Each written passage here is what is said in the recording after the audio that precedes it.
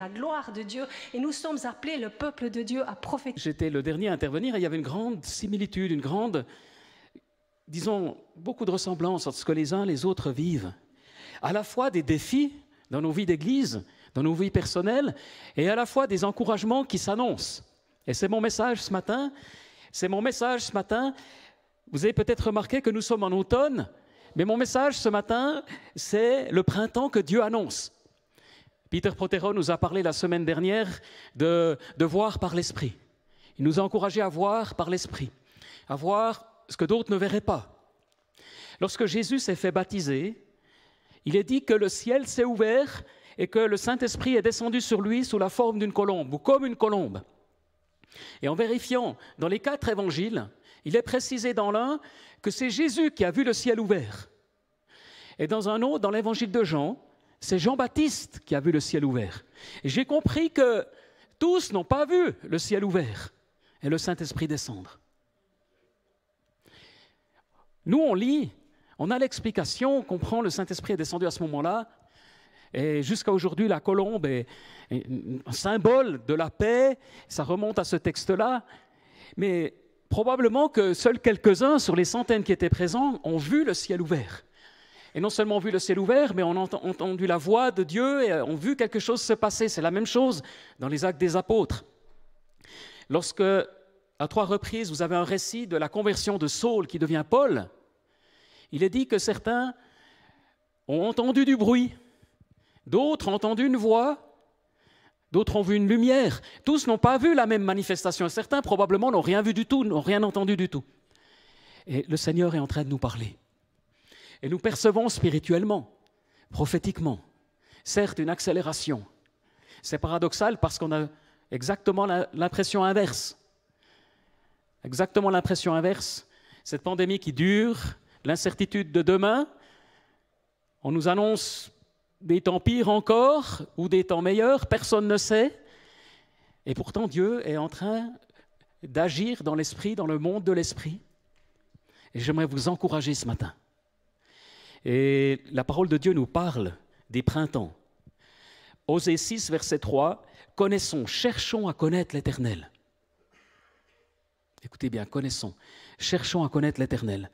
Sa venue est aussi certaine que celle de l'aurore. Il viendra pour nous comme la pluie du printemps qui arrose la terre. Il y a cette image biblique que lorsque Dieu va venir, c'est comme un printemps. Zacharie 10, verset 1, « Demandez à l'Éternel la pluie à l'époque de la pluie du printemps.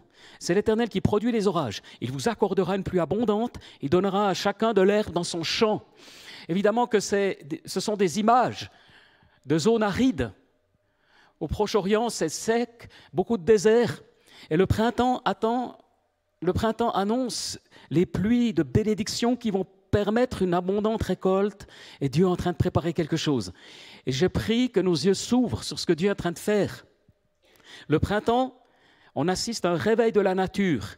Et les arbres reprennent vie.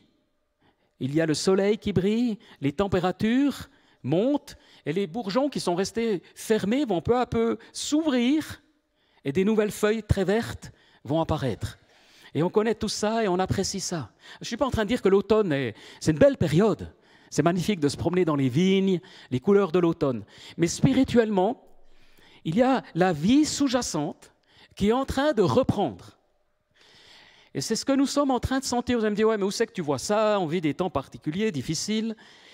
J'aimerais vous dire prophétiquement, on perçoit vraiment quelque chose que Dieu est en train de faire, de préparer. Il y a un terme pour cela aussi dans la Bible de régénération, qui signifie revenir à la vie, retour à la vie, renaissance. On trouve ça 2 fois.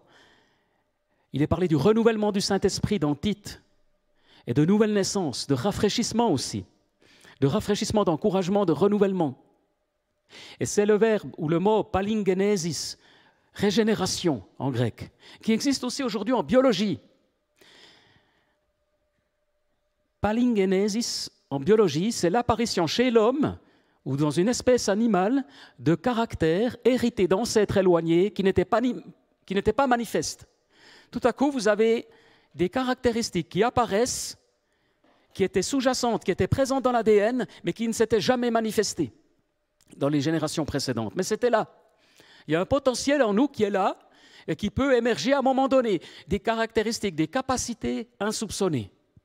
Alors, je ne sais pas si vous avez un troisième bras qui va pousser, ou des orteils supplémentaires, je ne sais pas jusqu'où ça va, ce phénomène. Mais en tout cas, il y a des caractéristiques qui sont sous-jacentes, qui ne sont pas exploitées par le corps humain, mais dans un contexte donné, elles vont apparaître.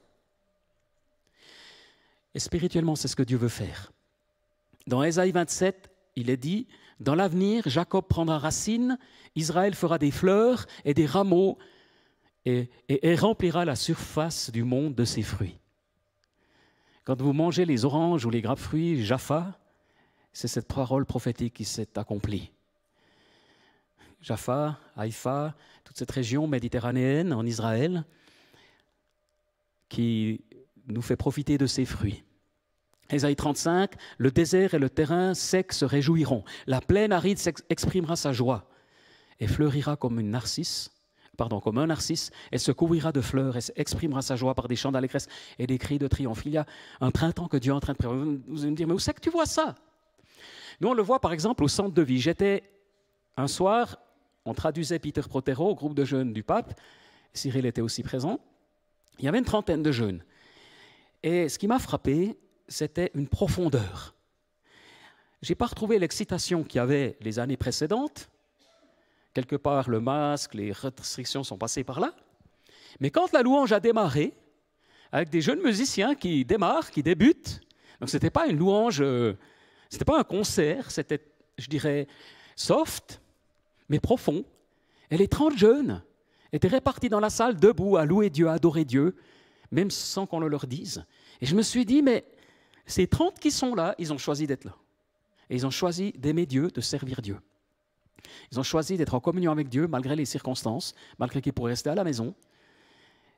J'ai perçu ça aussi, on a l'intercession toutes les 2 semaines, le mardi soir, on a une douzaine. Et il y a une ligne, pendant 1 heure d'intercession, toute simple. C'est Yvette qui mène ça avec Honorine. Et il y a une présence de Dieu dans cette intercession comme je n'ai jamais vécu dans les temps d'intercession au centre de vie ces dernières années. Il y a comme une nouvelle dimension que Dieu donne. Et on repère ça dans plusieurs endroits. Plusieurs me le disent. C'est petit, c'est des petites pousses. C'est pas, on aimerait être 50 à intercéder peut-être.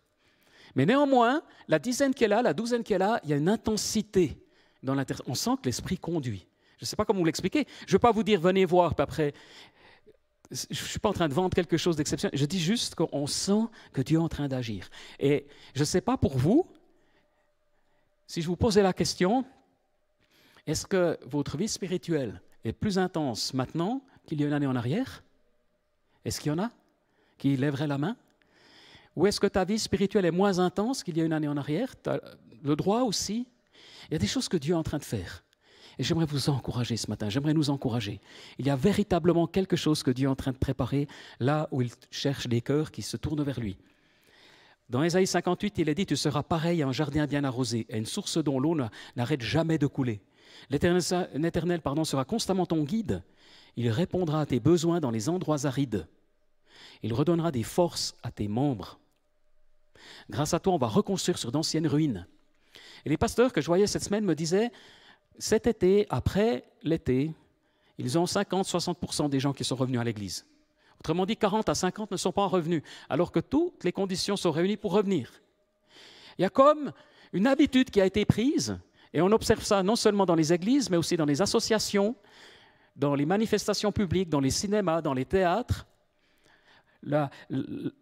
L'inclination naturelle, c'est de rester chez soi.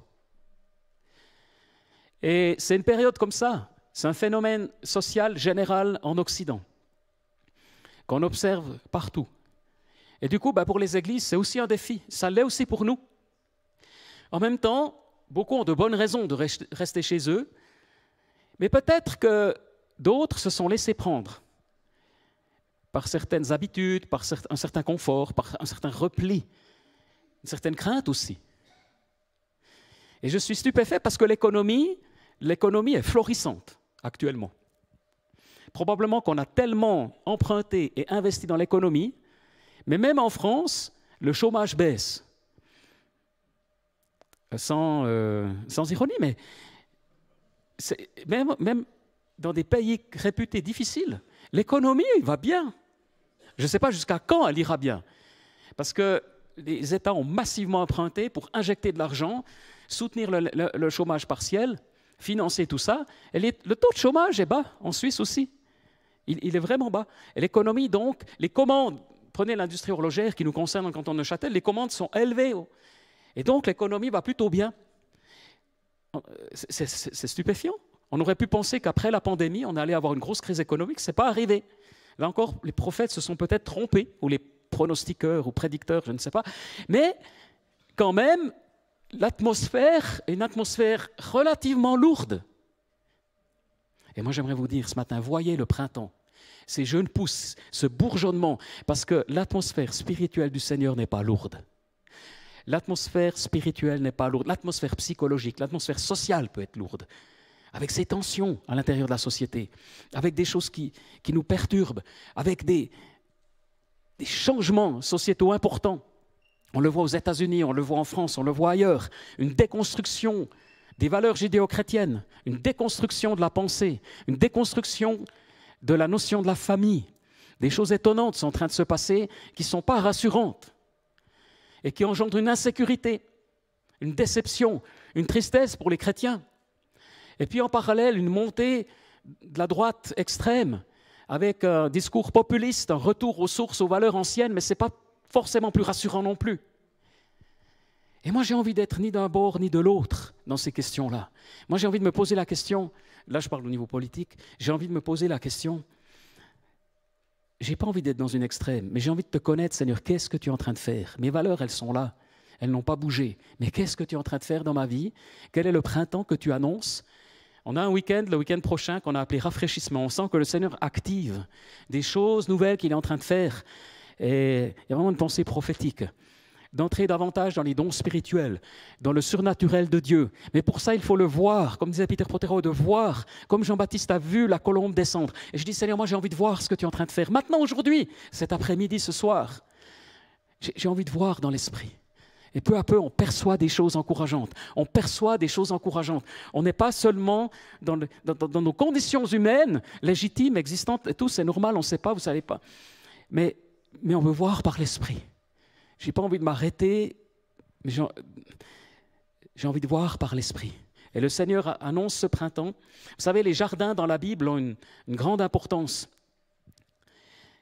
La Bible démarre par un jardin. Et au cœur des villes, au cœur de Jérusalem aussi, vous avez cette symbolique du jardin.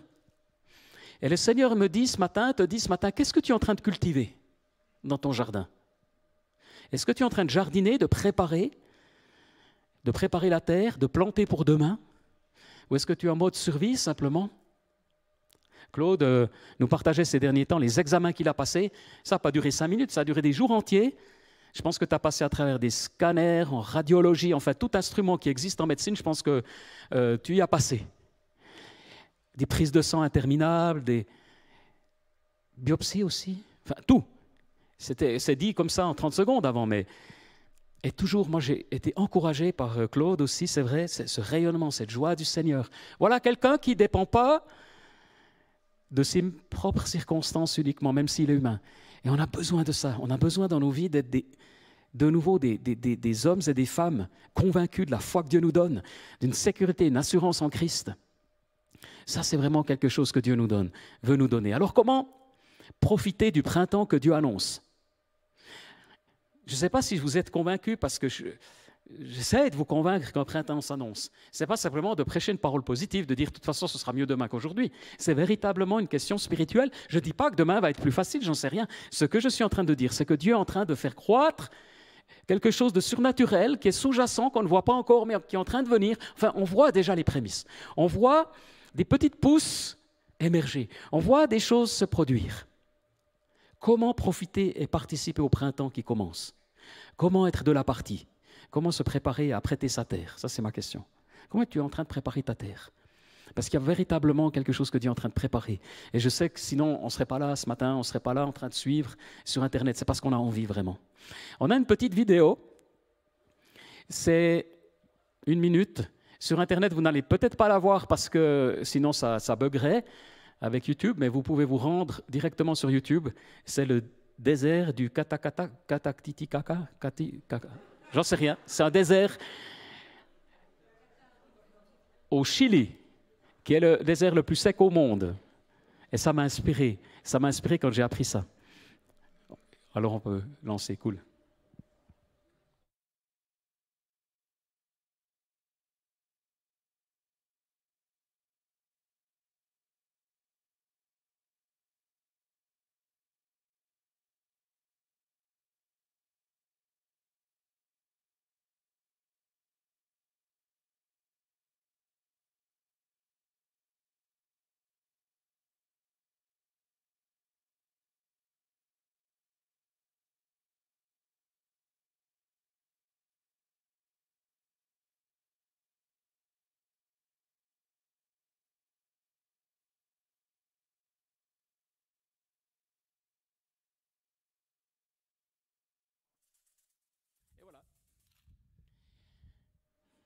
C'est une parabole. C'est une parabole. Je le présente comme une parabole de ces semences qui sont là, de ces graines qui sont là, qui vont être arrosées par la pluie du Seigneur. Vraiment. Vous avez vu un désert vraiment tout à fait atypique, le plus aride au monde. Et néanmoins, la vie, elle est là. La vie est là, sous-jacente. Quelque chose se passe, quelque chose se prépare. J'ai juste noté quelques points pour vous encourager ce matin, dans les juste quelques minutes qui restent. Premièrement, se tenir dans la présence de Dieu. Dans la louange, comme on l'a chanté ce matin. Et il y a vraiment des promesses incroyables dans la louange. Tu es le Saint, tu sièges au milieu des louanges d'Israël. Vous savez que la louange, c'est l'adresse de Dieu. On a tous une adresse mail ou plusieurs. Il y a une adresse, l'adresse du Seigneur, elle existe. Tu es le Saint, tu sièges au milieu des louanges d'Israël. Dieu est là et c'est son adresse. Quand on loue le Seigneur, il se passe quelque chose comme ce matin. Il se passe quelque chose. La louange est le trône de Dieu. On l'a chanté aussi. Parce que la louange est à la fois la demeure de Dieu et son trône. Il y a quelque chose de particulier lorsqu'on loue le Seigneur. Et j'aimerais vous encourager à continuer à louer, vous seul à la maison, mais ici aussi. C'est le moyen d'entrer dans sa présence, entrer dans ses portes avec reconnaissance, dans ses parvis avec des chants de louange. Tu appelleras tes murailles salut et tes portes louange. Ésaïe 60. En fait, les portes de la maison de Dieu sont appelées louanges. Et lorsqu'on loue le Seigneur, vous le savez peut-être, mais les portes spirituelles s'ouvrent. De nouveau, on voit par l'Esprit. Et lorsqu'on loue Dieu comme ce matin, des portes s'ouvrent. Et je veux que ces portes s'ouvrent dans ma vie. Et je veux être là où est Dieu. Et la louange, l'adoration, c'est le point de départ du trône de Dieu, de la présence de Dieu. Amen. Et tu peux louer Dieu l'éveil, la nuit, le jour, tu peux louer Dieu, loue ton Dieu. Et le Seigneur nous encourage à prier aussi. Mais à crier à lui, à intercéder, à prier sans relâche, accompagné de louanges, accompagné de reconnaissance. Entrez dans ses portes avec reconnaissance, dans ses parvis avec des chants de louanges. Célébrez-le, bénissez son nom. Sans doute vous connaissez ces passages, c'est tellement fort. Il est même dit que la louange est un vêtement. Et je pense aussi qu'il y a un vêtement que les anges voient, que nous on ne voit pas dans le visible. Il y a un vêtement spirituel que Dieu nous donne. Où en est ta vie d'adoration, de louange? Comment prépares-tu le jardin? Comment prépares-tu le jardin? Comment prépares-tu ton caractère? Comment te prépares-tu? Où en es-tu? On est dans la présence du Seigneur. On est ce matin dans la présence du Seigneur. J'aime bien les temps de louange qu'on vit. Peut-être qu'on est un peu dépouillé. Ce matin, il n'y avait pas de clavier. C'est aussi un des effets, c'est qu'on a moins de musiciens disponibles. Mais en même temps, je me dis, mais l'adoration, elle monte du peuple de Dieu. On fait tout ce qui est possible pour vivre la vie ici du centre de vie avec la technique, avec tout. Mais en même temps, même si ce n'était pas possible, même si le son devait nous lâcher, ou l'électricité, ou les lumières, est-ce que nous ne serions pas le peuple de Dieu qui adore dans sa présence, qui continue d'adorer? Actuellement, on ne peut pas vraiment prendre la Sainte Seine. On est en train d'imaginer des solutions pour reprendre la Sainte Seine. Mais vous pouvez déjà la prendre dans les groupes Connect. Prenez la Sainte Seine là où c'est possible. Soyez imaginatifs. On peut prendre la Sainte Seine, on vous bénit dans ce sens. C'est important d'avoir des temps dans les groupes Connect ou les groupes de prière. Pourquoi pas prendre la Sainte Seine? Et si vous avez une responsabilité au centre de vie, vous êtes comme accrédité pour le faire. Vous êtes libre de le faire. On l'a toujours dit. Et de vivre la présence de Dieu et de vivre la Sainte Seine, dans la communion du Saint-Esprit, dans la communion les uns avec les autres. On a hâte de revivre les choses comme avant. Mais en attendant, on s'adapte. En attendant, on est imaginatif. En attendant, on vit la puissance de Dieu, les miracles de Dieu, les guérisons divines. Amen. Moi, ça m'encourage vraiment. Ça m'encourage de voir ce que Dieu est en train de faire, parce qu'il y a vraiment des choses vraiment magnifiques. Et puis, écouter et obéir aux impulsions du Saint-Esprit. Préparer la terre, c'est écouter le Saint-Esprit par rapport à des petites choses qu'il est en train de nous dire. Parce qu'il met des choses en nous, il place des choses en nous, des paroles à dire ou à ne pas dire, des lieux où se rendre ou ne pas se rendre. Tout à coup, tu as une impression. Peut-être tout à coup, le Saint-Esprit te guide et tu sens peut-être que là, quelque chose va se passer. J'étais au Locle une fois et je revenais sur Neuchâtel. J'ai eu l'impression, en priant, parce qu'on avait un temps de prière, qu'il y aurait un autostoppeur. Et en effet, il y avait un autostoppeur. Je l'ai pris, c'est très court. Le Locle, Chaux-de-Fonds, qui allait prendre son train à la Chaux-de-Fonds. Donc je me suis dit, j'ai 3 minutes, 5 minutes pour parler de Dieu, ce que j'ai fait. Je me suis dit, si Dieu me l'a mis à cœur, si j'ai pressenti la chose, et je l'ai fait. Et c'est important de sentir. Après, je ne sais pas ce que la personne est devenue, je n'en sais pas plus. Mais on a eu un bon contact, quelques minutes. Il y a des opportunités que Dieu nous donne sur nos lieux de travail. Ce n'est pas une évidence flagrante, mais il y a des petites choses que Dieu donne, des rendez-vous divins que Dieu a préparés, c'est des impulsions que le Saint-Esprit nous donne. On peut s'exercer déjà dans l'Église, on peut s'exercer dans les groupes Connect, on peut s'exercer. Mais après, à un moment donné, on passe un cap plus loin. Et c'est sur nos lieux de travail, dans nos études, tout à coup que Dieu nous inspire, qu'on envoie quelque chose, qu'on dit quelque chose. Retrouvez vraiment ça. Et puis je noterai aussi préparer le jardin. C'est trop clair sur sa famille spirituelle. Être au clair sur sa famille spirituelle. J'aime bien l'expression famille spirituelle, parce que la famille spirituelle, c'est l'église locale. Et l'église locale, voyez-vous, j'ai une conviction profonde. Et j'ai bien réfléchi, ce n'est pas parce que j'ai 55 ans et que je serai dépassé par la nouveauté. Peut-être un peu, non. Non, c'est une conviction profonde. Je crois profondément que l'église continuera de vivre en présentiel. Il n'y aura pas, ça n'est pas possible, l'Église uniquement par Internet.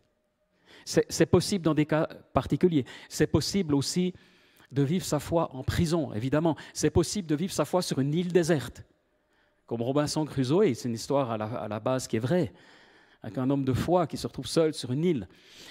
Oui, c'est possible. Et parfois, Internet, pas seulement parfois, c'est un outil incroyable. Mais au final, la vraie Église, elle est physique, c'est-à-dire que le corps, on n'est pas que virtuel. Et je suis persuadé que le Seigneur va continuer de nous parler à ce niveau-là. Je sais, vous en êtes convaincus, mais c'est important qu'on prie aussi pour ceux que l'ennemi essaye d'isoler, d'éloigner, d'écarter, de ceux qui sont plus au clair sur cette question-là. C'est essentiel. Et très, très, très important, l'Église, ce n'est pas nécessairement, vous le savez tous, le dimanche matin. Ça convient le dimanche matin dans notre tradition, dans notre culture. Ça peut être très bien le lundi matin, si c'est pour une raison ou une autre, ou le vendredi pour les pays arabes. Peu importe le moment, l'heure, peu importe le bâtiment, peu importe le lieu, peu importe la durée du culte selon les cultures. Par contre, quand le Nouveau Testament parle de l'Église de Jésus-Christ, elle est locale. Elle n'est pas en confusion avec ma famille. Ma famille n'est pas l'Église, même si on est tous chrétiens. C'est une partie de l'Église. Mais l'Église, c'est toujours plus que ma famille biologique. La famille de Dieu, elle est d'une autre dimension. Et la famille de Dieu, elle a une caractéristique dans le Nouveau Testament, c'est qu'il y a des responsables que Dieu a reconnus, qui ont leurs défauts, leurs faiblesses, mais qui ont une responsabilité. Qui n'ont pas une responsabilité, de dominer sur les gens, mais de servir, d'instruire, d'enseigner, qui ont un appel particulier. Et puis l'Église aussi, une des caractéristiques, c'est qu'elle se réunit sur une base régulière. Dans les Actes des Apôtres, dans 1 Corinthiens, Paul en parle. Il y a cette régularité. Régularité des responsables, un rassemblement. Mais après, le lieu, l'heure, la durée, il y a une grande ouverture. Il y a beaucoup de modèles possibles, beaucoup de créativité possible. Mais à un moment donné, il y a toujours une famille spirituelle, quelle qu'en soit la taille, pour annoncer l'Évangile et permettre à des centaines, des milliers de se tourner vers Dieu. Vous comprenez ce que je veux dire? Et Cyril disait au début du culte, « Bienvenue dans la maison de Dieu ». Je crois que le centre de vie, c'est la maison de Dieu. Aussi longtemps qu'on est là, aussi longtemps qu'on a choisi d'être là. Tel autre endroit est la maison de Dieu. Mais il y a quand même une maison de Dieu. Il y a un endroit où Dieu est déclaré, proclamé. Et si c'est se réunir dans une grange, de manière régulière, ça devient la maison de Dieu. Ce n'est pas l'objet lui-même, ce n'est pas les murs, ce n'est pas le clocher. Vous le savez, ça. Mais à un moment donné, il y a quand même une maison de Dieu dans laquelle Dieu déverse sa présence et sa gloire. Il y a une atmosphère de la présence de Dieu. Dieu honore de sa présence, la maison de Dieu. Alors prépare le jardin, prépare ton jardin, prépare ta terre pour les choses que Dieu est en train de faire. Et prépare-toi, prépare ton cœur pour les bénédictions, pour l'eau vive qui vient. L'eau vive qui vient. L'humidité, elle est déjà là, la rosée est déjà là, mais il y a davantage d'eau qui vient. Davantage de bénédictions, davantage de fruits, davantage de choses que Dieu va faire à travers toi. Prépare ta terre, sois au clair, sois au clair sur ce que Dieu te dit, sur ce que Dieu fait dans ta vie. Prépare ta terre, sois au clair sur ta famille spirituelle, sois au clair sur la prière, sur l'adoration. Amen, amen. Moi, j'ai envie de ça, j'ai envie de vivre cette présence de Dieu plus que jamais. Et ça ne m'est pas difficile de le prêcher ce matin, parce que je le sens dans mon cœur. Je sais que c'est vrai, malgré toutes les apparences. Peut-être tu as ton conjoint qui décroche, peut-être tes enfants ont décroché, peut-être tes parents ont décroché, mais toi, tu vas continuer et tu vas être une source de réveil là où tu es. Et Dieu, à travers toi, va agir. Malgré tout ce que tu as traversé, l'onction de Dieu va se manifester, la puissance de Dieu va se manifester, parce que on est un peuple d'adorateurs, on est un peuple du surnaturel de Dieu. Amen. Le Saint-Esprit en nous est surnaturel. Tout n'est pas surnaturel dans nos vies. Ce n'est pas parce qu'on a un rêve, on en parlait, que forcément c'est surnaturel. Moi, la plupart du temps, c'est le fouillis de mes pensées. Mais parfois, c'est surnaturel. Ce n'est pas parce qu'on a une pensée dans un temps de prière que c'est prophétique. Mais parfois, ça l'est. J'ai envie que ça le soit davantage. Et vraiment, on prie pour un malade. Et Dieu agit. Tantôt par les médecins, la médecine, une opération, tantôt surnaturellement, mais peu importe. Mais on veut être dans cette dimension surnaturelle. Et j'aimerais vous encourager ce matin à faire un pas comme Pierre qui marchait sur l'eau, à sortir de la zone de confort. Le week-end prochain va dans cette direction. Je me réjouis beaucoup de ce que Dieu va faire, parce qu'il va nous exhorter dans ce sens, nous encourager, nous motiver. Et dans vos responsabilités, ne soyez pas victimes de ce qui arrive, mais soyez au contraire des thermostats qui donnent la température spirituelle et surnaturelle. Amen. Et c'est ce que Dieu va faire et continue de faire et continue d'agir. Et tu diras, oui, mais Claude a vécu ça. Oui, peut-être Johan qui prophétise, peut-être Véronique, peut-être l'un, peut-être l'autre. Et moi, mais toi aussi. On a tous des dons différents, mais les dons ont tous une dimension surnaturelle. Peut-être tu vas écrire des lettres, écrire un livre. Un autre peut-être va composer une chanson. Une troisième personne va initier un travail social, quelque chose de nouveau, quelque chose pour tes voisins. Peut-être quelqu'un va aller visiter des personnes âgées. Mais le surnaturel de Dieu va se manifester. Et Dieu va agir puissamment, d'une manière différente pour chacun. Alors Seigneur, je te prie ce matin. Je vous invite à vous lever. Et on va simplement prier ensemble et dire oui au Seigneur, être encouragé pour cette saison que Dieu prépare, pour ces printemps qu'il annonce.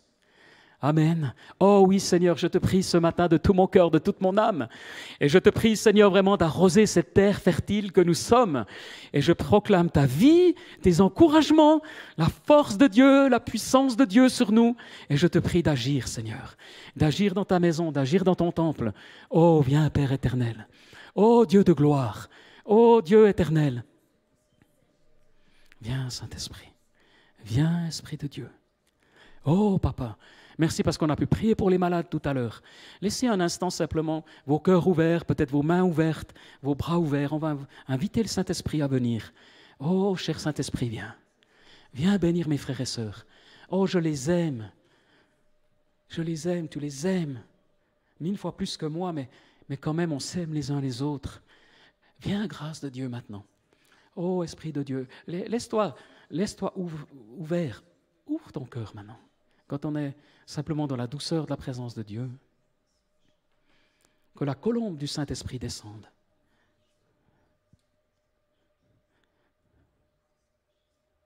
Viens, Saint-Esprit. Que là où la confusion était, elle disparaisse au nom de Jésus maintenant. Je brise les jougs de confusion, de détresse, de découragement. Ne sois plus dans le découragement. Tu as eu le cœur brisé, tu as eu des souffrances, tu as eu du rejet. On t'a méprisé, quelqu'un de ta famille ou ton conjoint qui est parti, mais maintenant il y a l'onction de guérison. L'huile de guérison vient sur ta vie. Laisse les larmes couler, les larmes de la guérison. Viens, Saint-Esprit, Esprit de Dieu. Est-ce qu'on peut commencer à prier en langue? Juste à chanter en langue, sans instrument encore. Juste prier en langue, prier en langue. Prier en langue, prier en langue, prier en langue. Prier en français. Tous n'ont pas reçu le don des langues, c'est pas grave. Mais prie déjà en français. Certains vont peut-être le recevoir d'ailleurs. Prie en français.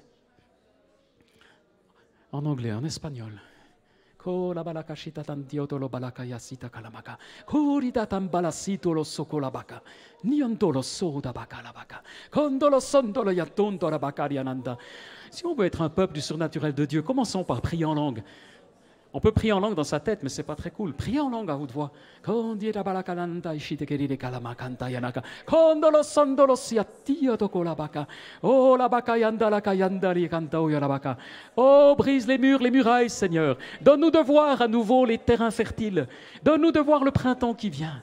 Ito kombai shitekinda la sindoloso. Pandia talambala kalyandoloko. Nasandolo kolo kyondo kuyataba. Oh gloire à toi, Jésus. Gloire au Seigneur Jésus.